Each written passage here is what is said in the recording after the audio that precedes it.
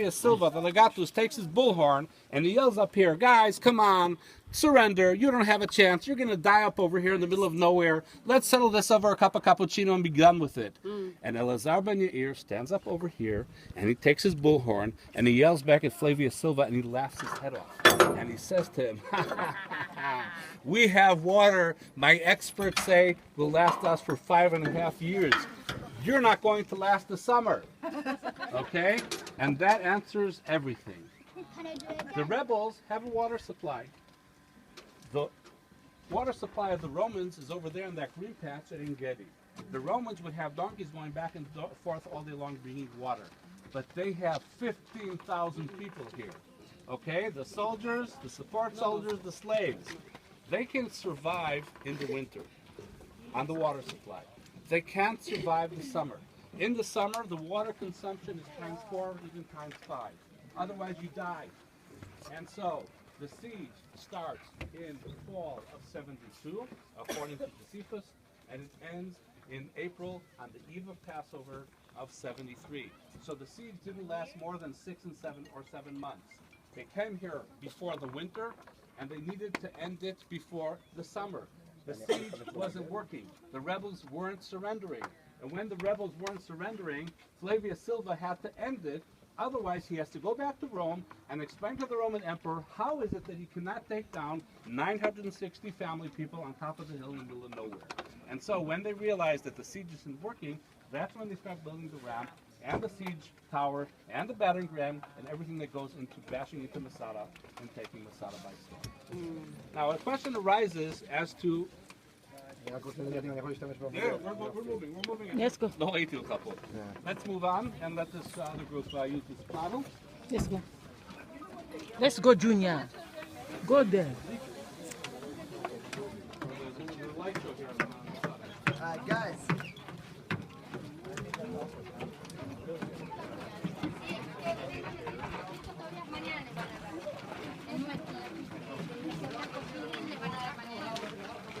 Porque este es un compilado de gente de diferentes grupos.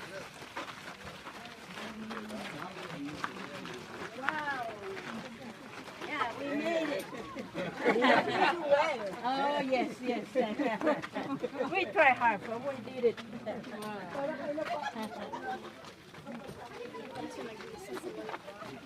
Junior, let's go. Okay, join us over here, please. Ina. Hola. Okay, Sit the down question here. arises, did the rebels have the ability to grow crops here on Masada? To grow crops, you need 3 conditions. 1, sun. Plenty of that. 2, water. Plenty of that. 3, soil. Not so much. We'll find out an answer to that later on.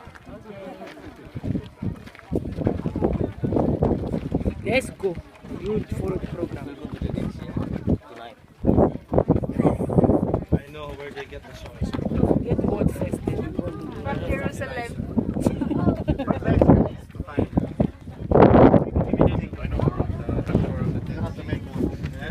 Every day they make a lot of Okay, yeah. Well, it's organic as well. It's easy to deal with the smell.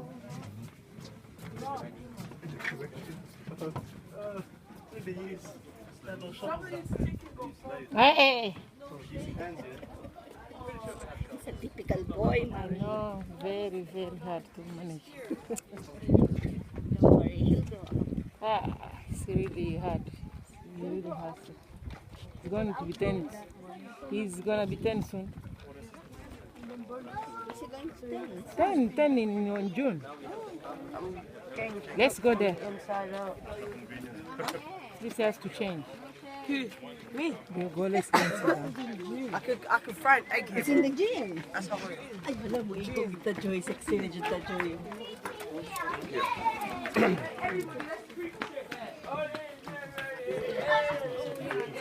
Okay, come inside here for a minute.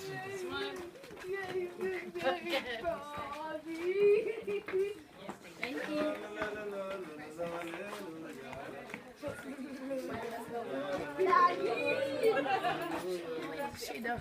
Goodbye, Christian. How are you? Okay. So we have a synagogue here. This is another evidence of how the rebels changed Masada to serve their needs. They wanted a synagogue which, by the way, existed here in Masada before the destruction of the temple. They adapted the room and built these benches around the side, which is typical of a synagogue from those period, and a bench over here for the elders to face the crowd, the seat of Moses. I'll talk about that in Capernaum on Saturday. And it is here where Professor Ehud Netzer, who you saw in the movie, was one of my teachers of archaeology, may he rest in peace, found a scroll. And not just any scroll. He finds a scroll of the prophecy of the dry bones, Ezekiel chapter 37. And how tremendous is that an Israeli archaeologist in the modern state of Israel finds that specific prophecy here in this specific place, in the synagogue of Masada. I'll say a few select verses from the prophecy of the dry bones. The hand of the Lord was upon me, and he took me out to a valley which was full of dry bones. And he said to me, prophesy to these dry bones, and tell them that I will put muscle on them and sinew, and I will cover them up with skin, and I will put breath in them, and they shall live, and they shall know that I am the Lord. And then farther down the chapter, and I will take the people of Israel from wherever they are, and I will bring them back to the land of Israel, and I will instate them in the land of Israel in one kingdom under one king. This prophecy is a prophecy of comfort. The people of Israel, dispersed around the world, they are the dry bones. And God is promising them, I will gather you back into the land of Israel, and you shall live. I will cover you with muscle and with skin, and put breath in you, and you shall live. And so this is a prophecy telling the people of Israel, you're going to diaspora, you're going to be coming home. And this prophecy is being fulfilled as we speak. It starts in 1882 with the beginning of the Zionist movement and the return to Zion. It continues in 1948 with the independence of the state of Israel. It's continuing as we speak. The Jewish people are returning home. And since 2016, the Jewish community of the state of Israel is the largest Jewish community in the world for the first time in 2,000 years. And so it's very symbolic that this specific prophecy was found here on Masada by Professor Ehud Netzer, Zichrono Livracha. Let's continue. I know, that's first for you.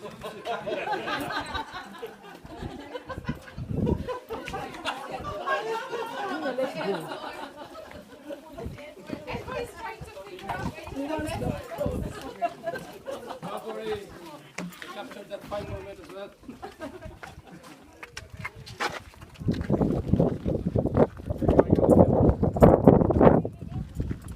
Everybody exit the synagogue to the right.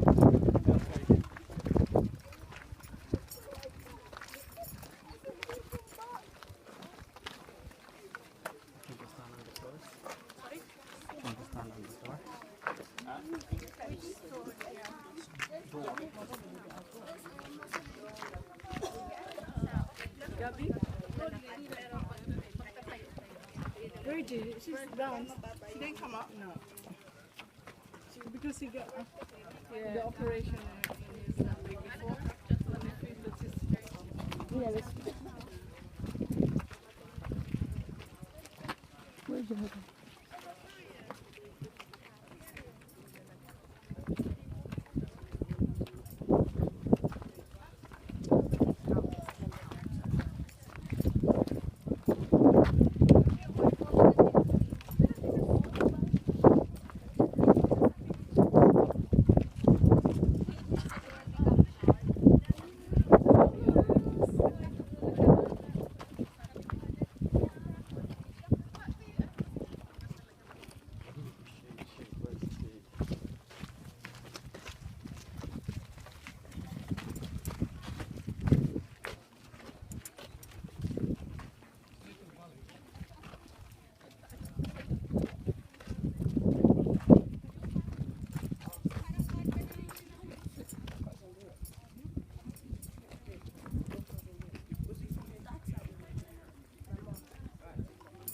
Jonathan, go there.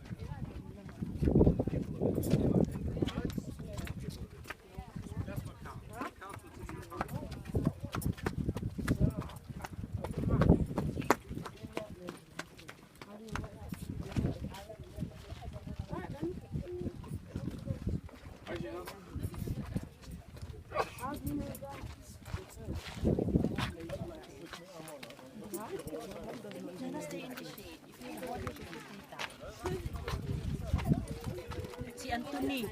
Ano ha, Antoinette, ito, ano na kaayo? I'm sorry. Okay, join me over here, please. You see this room? Okay, with stop what looks that, like huh? little cubby holes in the And leave walls, it and over there's there. another one over there, smaller, not impacted this one. This is a columbarium. A columbarium is a place for raising pigeons. And why do you raise pigeons? What is the purpose? The main what? Fried chicken. Eating, possibly, but what do we do before you eat them? Messenger? No, they don't have anybody to. Jerusalem fell. They don't need messengers here. There's nowhere to send a message to. Eggs. To collect manure or to collect the poo. Okay? You. The pigeon poo is the Or, best fertilizer. fertilizer ever. There's places in the country Yeah. where there was an agricultural industry of olive trees for olive oil for export throughout the world, and they had huge columbariums for the poo of the pigeon. And so you take the poo from the pigeon, you collect it twice a day, and you can fertilize the land and grow crops. And I would suggest that there would have been fruit trees here, and the vegetable patches and grain of different types that would be growing here. Furthermore, I will say that archaeologists found here a date pit. They took the pit, put it in water, roots came out of it, they planted it, and a tree grew from it. A 2,000-year-old date pit, and a tree grew out of that. Isn't that amazing? Wow. This is that post poo.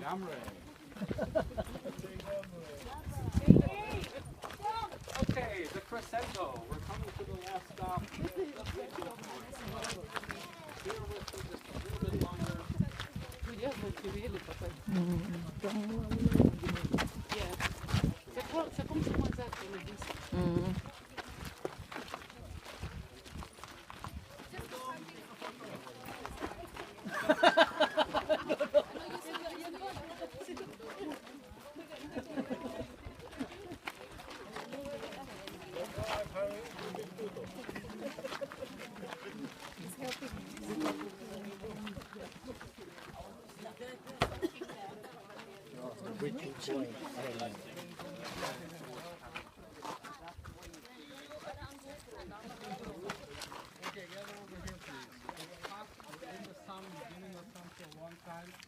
By definition, you're not taking it up, and by definition, you're probably not coming up.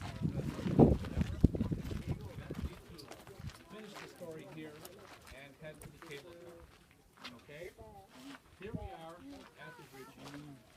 Below us over here, you can see the ramp that the Romans built to bring up a This is where they entered on battery ram to rear up the Roman. over here. Okay? There's one place in Masada when everything went down, You see that? right over There's a here. window. They didn't breach in multiple places. They didn't fight in multiple places. Everything happens right over here. There's one place in Masada where the wall doesn't exist. It's right over here. There's one place in Masada where you have a sheep ramp. One place in Masada where you have evidence of fire and destruction and arrowheads and field boats. Right over here. This is where everything is going down. Okay? Now, the Romans don't have to build the ramp all the way up here to this level. All they have to do is build the ramp up to the level where the siege tower can bridge the gap. Okay? And at the top of the siege tower, you have the battery ramp.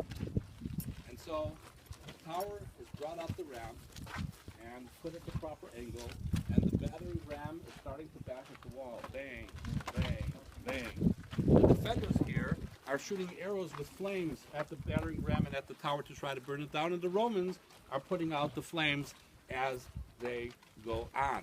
Everything is happening over here. Over here, you would have down there dozens of catapults shooting stones up over here, and dozens of ballistra, which are shooting steel bolts up over here. And mayhem, and dying, and suffering, and screaming is going on over here. Everything is happening over here. And the battering ram is bashing the wall, and the wall is starting to crack.